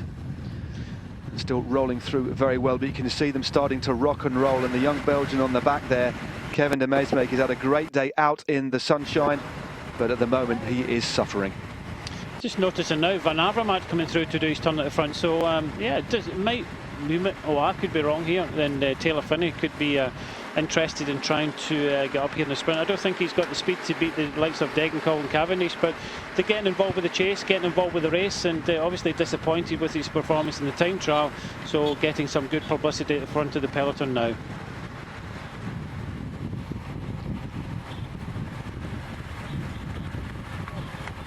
.5 miles to go of stage 4 of the Amgen Tour of California. We have a breakaway with a gap of 2 minutes 20 over a rapidly moving peloton. Thinking of the sprint at the finish in Cambria, we started of course today in Monterey, further up the coast. We have a lovely scenic ride, gently rolling ride, 3 categorized climbs, all taken by the man sitting in 4th wheel at the moment in the breakaway, Will Routley, the Canadian, riding on the Optum powered by Kelly Benefit Strategies team. But this breakaway, their lead slowly ebbing away, 2 minutes 20 seconds now, and a few other teams have joined Amiga Pharma Quickstep at the head of affairs, looking after their respective fast men. 10 Ks to go. 10 Ks to go now. Haven't seen Belkin at the front. They've got Lars Baumann, Marina Hofland, Murilo Hofland. We haven't mentioned him. He was 3rd on that stage, a very fast finisher, has some fantastic results this year. 2nd to Tom Boonen in GPE3. Very talented bike rider. Belkin, maybe looking after him in the lead out, perhaps not willing to get mixed up yet, but with this gap at 2 minutes 20, this is going to be very, very tight. These guys have been away from around kilometre 20 and certainly are not giving up. The wind now coming from the right-hand side, as you can see, by the formation coming off the Pacific Ocean. Getting some encouragement there is the young Belgian from the team Novo Nordisk. The director sportif bangs the side of the car, encouraging all of the riders, not just his own. It's about making sure they work as a unit. There are some guys suffering in this breakaway. We've seen a couple of them miss turns, and this is what starts to happen. The break does start to get a little bit ragged, but to be fair, they're still working very well as a unit and rolling through very, very efficiently. No, it's nice to see actually everyone in the breakaway taking their turn, even if they're really tired and on the point of the saddle, and their legs are actually aching from being away pretty much all day. But everybody committed.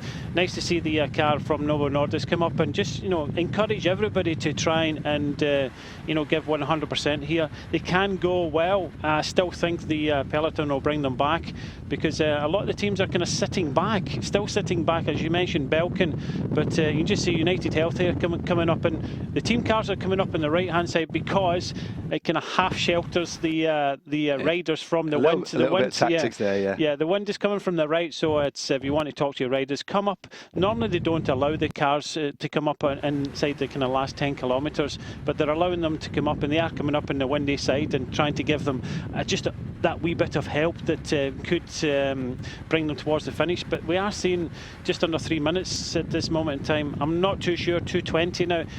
Too many fluctuations here on these roads. The peloton will have a visual on them, but there's some teams sitting back. We haven't seen Belkin do anything today, but you have to put your sprinter in with a chance, and they possibly might come up, especially with Hofland there, to come up to help the teams of Omega Pharma, Quick-Step, BMC are interested in trying to do something today, I think, for Taylor Phinney, because I'm not too sure how good a form Thor Hushoff is in, and obviously Van Avermaet has been riding on the front, so they're not looking for a sprint for him. But it's going to be really interesting. Hats off to these 6 riders, because they're making a race of it.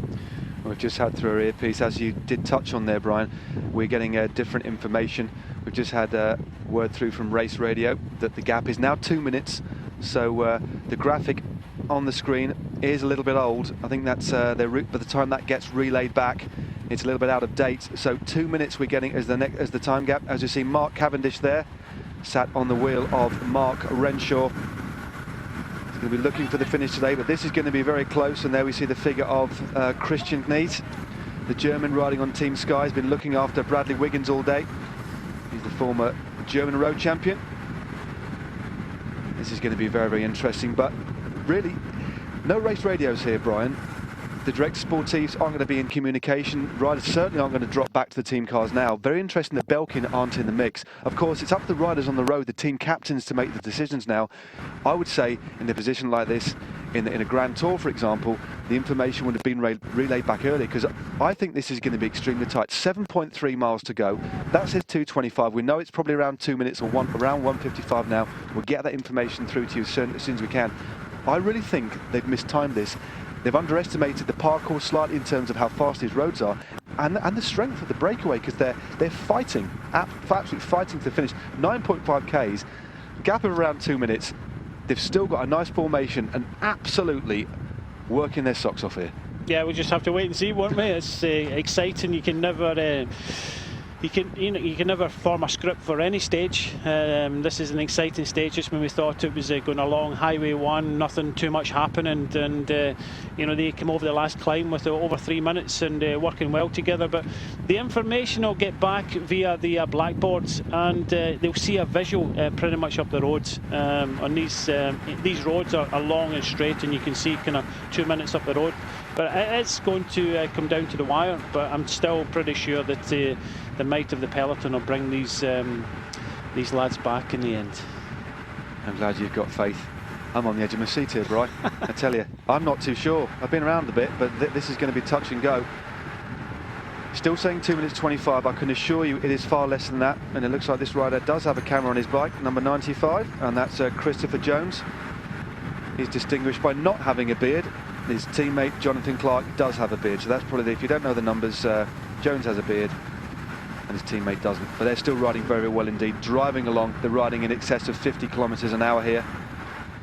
We've just got word through, the gap is now around 1 minute 50 seconds, so another 10 seconds have been shaved off in the last kilometre or so. But the road is running out, and this brake still working extremely strongly.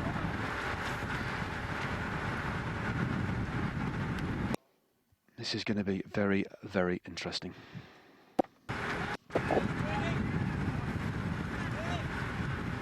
Stage 4.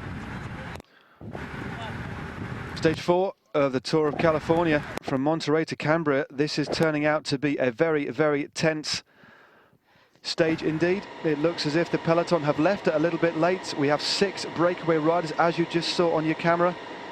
A lovely shot there of these long open roads. Just going over the bridge now is the breakaway, and if you just look to the top of your TV screens, you can see the peloton. So they're just out of view as they rounded that right-hand bend. So the gap now around 1 minute 50. We have Gregory Daniel in the breakaway from Bissell Development. The guy on the front at the moment is Will Routley from Optum, powered by Kelly Benefit Strategies. He's riding in the polka dot jersey of King of the Mountains. We also have Matt Cook from James Hagens Berman. Kevin de Meersmaker from Team Novo Nordisk. He's riding in the white and the orange and yellow.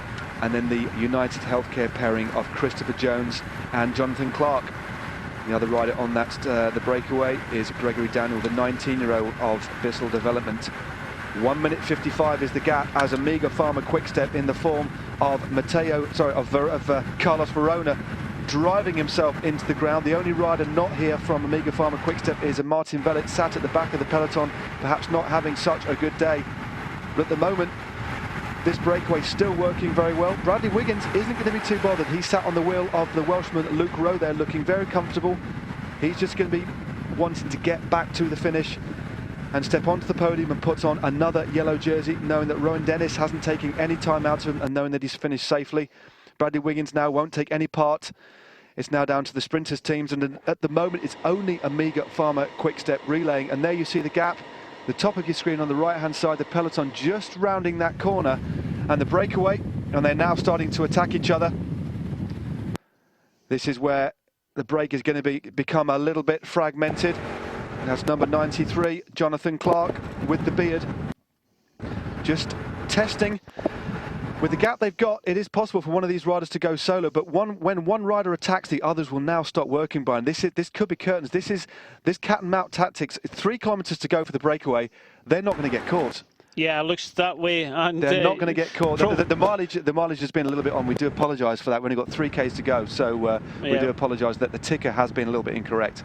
Yeah, it looks very much like that, and you can just see the team cars are still behind, which means the gap is still over a minute. And yeah, the peloton has got it pretty much all wrong, and you can just see the team of Omega Pharma Quickstep are kind of chatting to each other.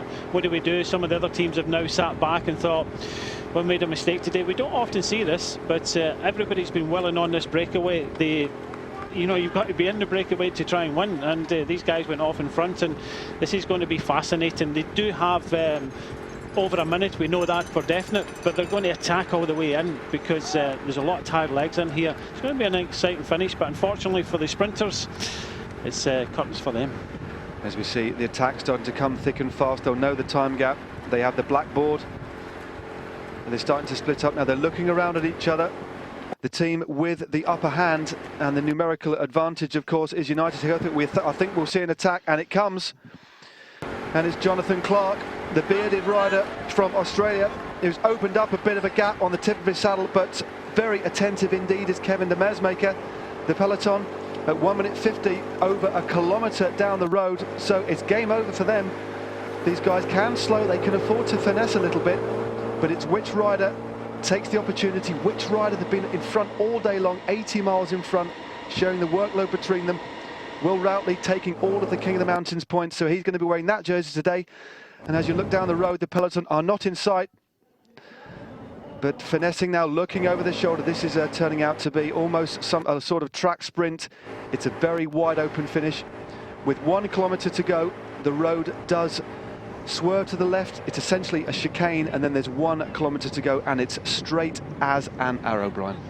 Yeah, fantastic. Everybody likes to see it break succeed, but everybody else likes a great bunch finish as well. So, yeah, a good day for the breakaway. Away right pretty much from the start. They're throwing off bottles. They're getting ready for this sprint. But kind of surprised with 2 riders in here, United Healthcare. They could have kept up the 1-2, but we're getting very close to the 1 kilometre to go. It's certainly got 1 kilometre to go, and it does look like it's Jonathan Clark from United Healthcare. This is quite interesting. This is the little chicane we talked about. They've got to be careful. The studs in the middle of the road there. They then veer to the right. And it's Jonathan Clark keeping the pace high. He's obviously got confidence in his teammate, Christopher Jones, the American rider, 34 years of age. So Clark now riding on the front, keeping the pace high. This is clearly about a lead out now. The other riders, no attacks from any other riders. Gregory Daniels there from Bissell Development. Chris Jones and Jonathan Clark from United Health. And this is the sprint. It's been opened up by Kevin de Meersmaker. De Meersmaker opens up the sprint. Will Routley's on his wheel. Will Routley, the king of the mountains, is coming round a Mersmaker. We saw him accelerate earlier on, but it looks like Will Routley, the Canadian, riding on the James Hagen's Berman team, is going to take the stage. The king of the mountains leader, unless the youngster always takes it, the king of the mountains leader, Will Routley from Optum, powered by Kelly Benefit Strategies, takes the lead. What a fantastic victory for him.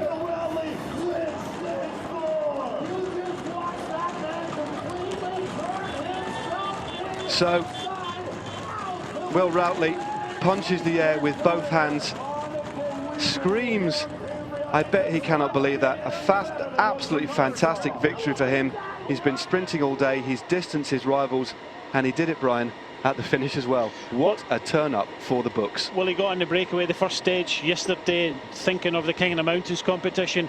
I don't think he could believe it, that they were going to fight it out for the stage one. Great stage for the Optum team there and the King of the Mountains. But you have to question what United Healthcare were doing there, because they had two riders. They tried to lead it out, but in the end they had nothing left, as we see the bunch finish coming in.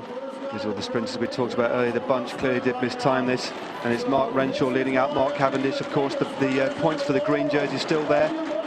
Degenkolb is in there, but Cavendish accelerates away off the wheel. The Sagan is in there too. It's Sagan, Degenkolb and Cavendish. The camera's unfortunately panned around. We haven't seen the finish. Very unfortunate. I do apologise for that. Me and Brian here do not have any control.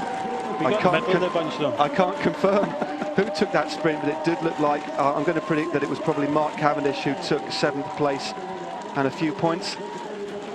Brian, there's going to be some very, very interesting conversations in team meetings today in relation to that stage. That should have been a stage for the sprinters, but I'm actually quite pleased. It was great. It was quite exciting, and it showed that sometimes in cycle racing, the breakaway, being brave, you can actually succeed, and we showed today that this is a very high caliber race, some wonderful riders here, but the World Tour teams got it wrong, and a young Canadian in the Mountains jersey took the stage. Fantastic stuff.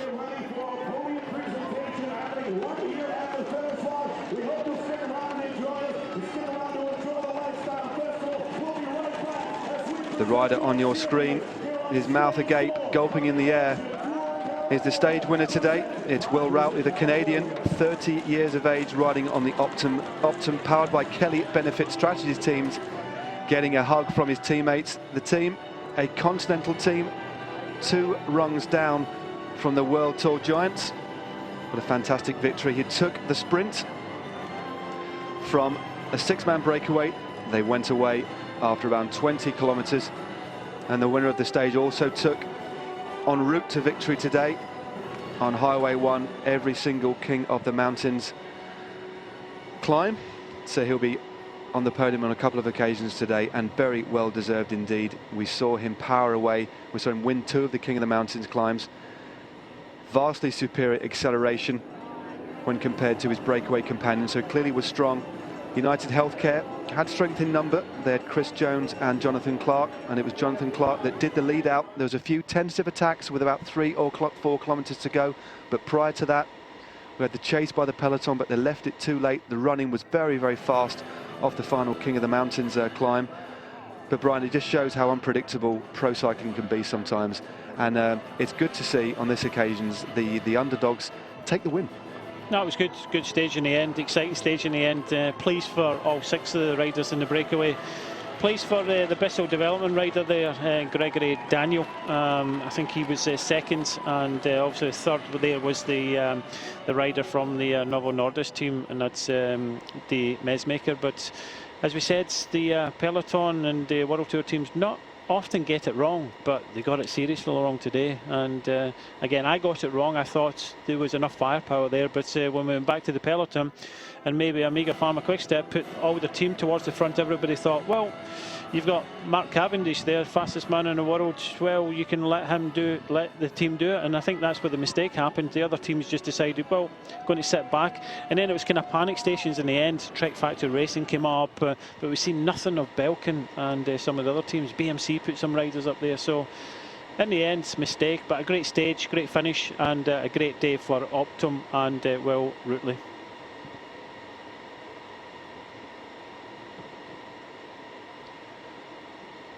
So Cambria, the place that Will Routley of Optum, powered by Kelly Benefits Strategy, will be taking his grandchildren, if he has any, in the next few years. He takes the stage today, bested 5 other breakaway companions after an adventure down Highway 1 with the Pacific Coast on their right-hand side, through some iconic landmarks, iconic roads. So fantastic stage, interesting stage, just shows how unpredictable this sport can be. And there's the man of the day, Will Routley from Optimum, powered by Kelly Benefit Strategies. He's going to be wearing the Mountains jersey today. He has a healthy lead in that classification. We thought it was going to be a day for the sprinters. There we have Will Routley first, Greg Daniel from Bissell, the 19-year-old, fantastic ride by him. Johnny Clark was 6th, Mark Cavendish 7th, Sagan 8th, Matt Goss from Orica Green Edge in 9th, and Taylor Phinney 10th place. So there you have it, that was your top 10. A wonderfully intriguing story unfolded today. It looked like it was going to be formulaic. We thought the break would get caught, but they persevered. They showed true spirit, true flair, and genuine panache. So wonderful stuff. Look forward to tomorrow's stage. It's going to be good. Very excited. Join us again tomorrow.